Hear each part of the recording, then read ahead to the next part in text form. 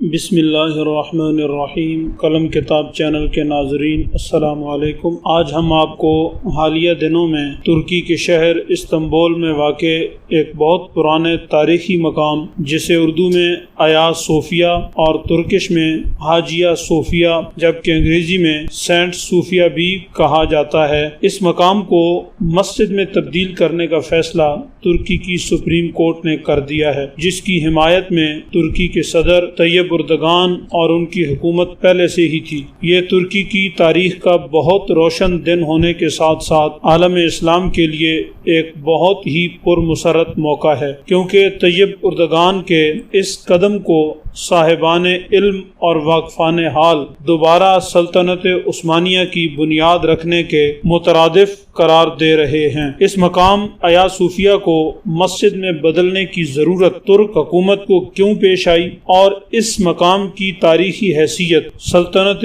عثمانیہ کے حوالے سے کیا ہے، جبکہ عیسائی اور مسیحی کمیونٹی کے لیے یہ مقام اہمیت کا حامل کیوں ہے، جس کی وجہ سے اس فیصلے پر سارا یورپ اور روس تک تل ملا اٹھے ہیں۔ یہ ساری تفصیل آپ کو اس ویڈیو میں بتاتے ہیں۔ سب سے پہلے یہ سنیں کہ اس مقام کی بنیاد کب رکھی گئی اور آج تک یہ کس کس حیثیت میں باقی رہا۔ تو ناظرین کرام، اس کی سب سے پہلی تعمیر رسول کریم رؤوف الرحیم صلی اللہ تعالی علیہ وآلہ وسلم کی اس دنیا میں تشریف آوری سے تقریباً 200 سال پہلے 360 عیسوی میں ایک لکڑی کا بنایا گیا کلیسا تھا۔ پھر 6 صدی میں یہ کلیسا جل گیا تو اسی جگہ کیسر نے 532 میں اسے پختہ تعمیر کرنا شروع کیا اور اس کی تعمیر 5 سال 10 مہینے میں مکمل ہوئی۔ 10,000 مزدوروں نے اس کی تعمیر میں کام کیا، 10 لاکھ پاؤنڈ خرچ آیا۔ اس کی تعمیر میں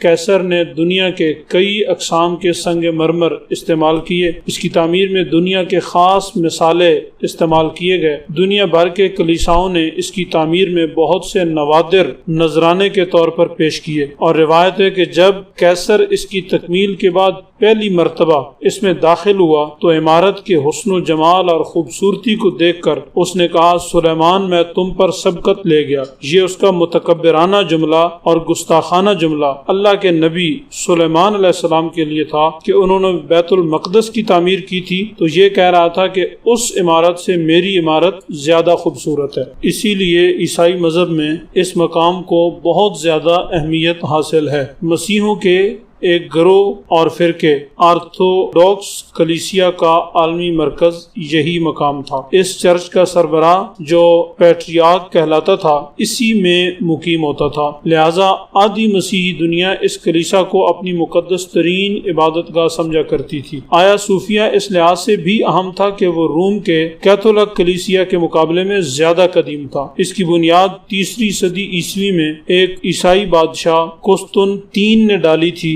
جس کی وجہ سے اس شہر کا نام بھی قسطنطنیہ مشہور ہو گیا تھا۔ تقریباً 1000 سال تک یہ عمارت اور کلیسا پورے عالم عیسائیت کے مذہبی اور روحانی مرکز کے طور پر استعمال ہوتی رہی۔ مسیحیوں کا یہ عقیدہ بن چکا تھا کہ یہ کلیسا کبھی ان کے قبضے سے نہیں نکلے گا۔ اس سے ان کی مذہبی اور قلبی لگاؤ کا عالم یہ تھا اور یہ ہے کہ اب بھی آرتھوڈوکس کلیسیا کا سربراہ اپنے نام کے ساتھ سربراہ کلیسائے قسطنطنیہ لکھتا آیا ہے۔ جب 1453 میں عثمانی سلطان محمد فاتح نے قسطنطنیہ کو فتح کیا اور بعض نتینیوں کو شکست ہو گئی تو اس شہر کے مذہبی رہنماؤں اور راسخ العقیدہ عیسائیوں نے اسی کلیسا میں اس خیال سے پناہ لے لی کہ کم از کم اس عمارت پر دشمن کا قبضہ نہیں ہو سکے گا۔ ایک مشہور انگریز مورخ ایڈورڈ منظر کشی کرتے ہوئے لکھتا ہے، گرجا کی تمام زمینی اور بالائی گیلریاں باپوں، شوہروں، عورتوں،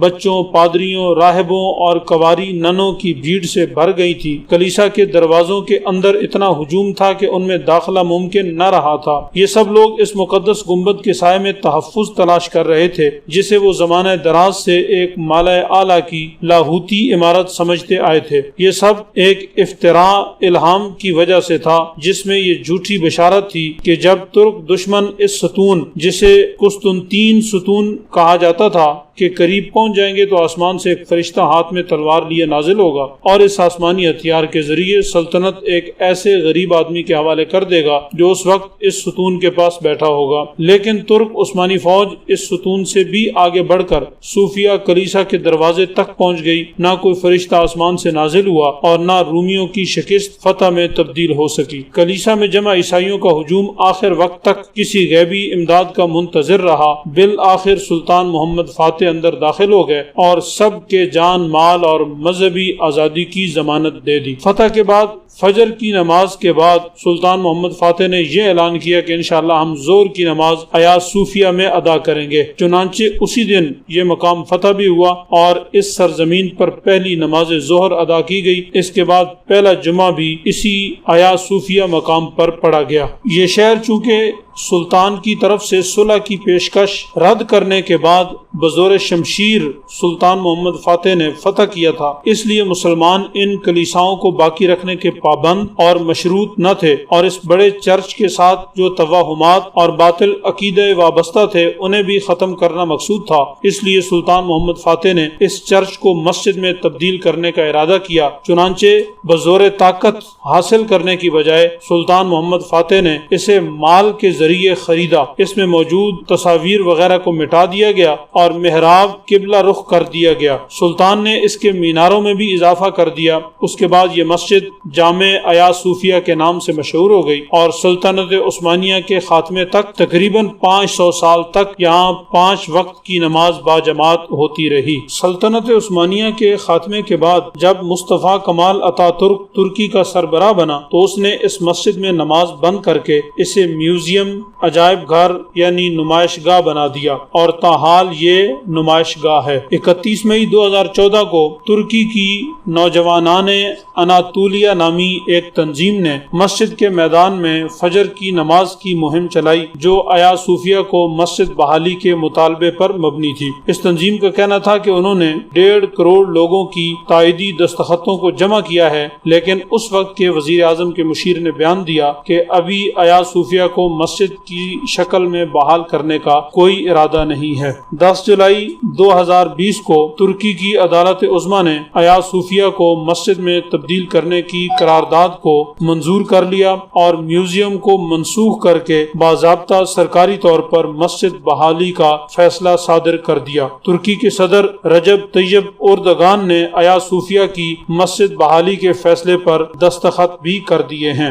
جب روس اور یورپ کے کچھ ممالک نے ترکی کے اس اقدام کے خلاف سخت احتجاج کیا تو ترکی کے صدر رجب طیب اردگان نے اس کا منہ توڑ جواب دیتے ہوئے کہا، یہ ہمارا ملک ہے، یہ ہماری زمین ہے، یہ ہماری جگہ ہے، ہم اس کو جس طرح چاہیں استعمال کریں، کسی دوسرے کو ہمارے ملکی معاملات میں مداخلت کرنے کی ہرگز اجازت نہیں ہوگی۔ ناظرین کرام، ترکی کا یہ فیصلہ اس وقت سامنے آیا ہے جب پاکستان میں حالات یہ چل رہے ہیں کہ پاکستان کے دارالحکومت اسلام آباد میں ایک مندر کی تعمیر کا فیصلہ حکومت کی طرف سے ہو چکا ہے اور 2 بڑی اپوزیشن کی پارٹیاں مسلم لیگ نون اور پیپلز پارٹی بھی حکومت کی مکمل حمایت کر رہی ہیں۔ ہم یہاں مندروں کی تعمیر میں لگے ہیں اور دوسری طرف ترکی مساجد آباد کرنے میں مصروف عمل ہے۔ ہم دعا کرتے ہیں اللہ تعالیٰ وطن عزیز پاکستان کو اور پاکستان کے رہنماؤں کو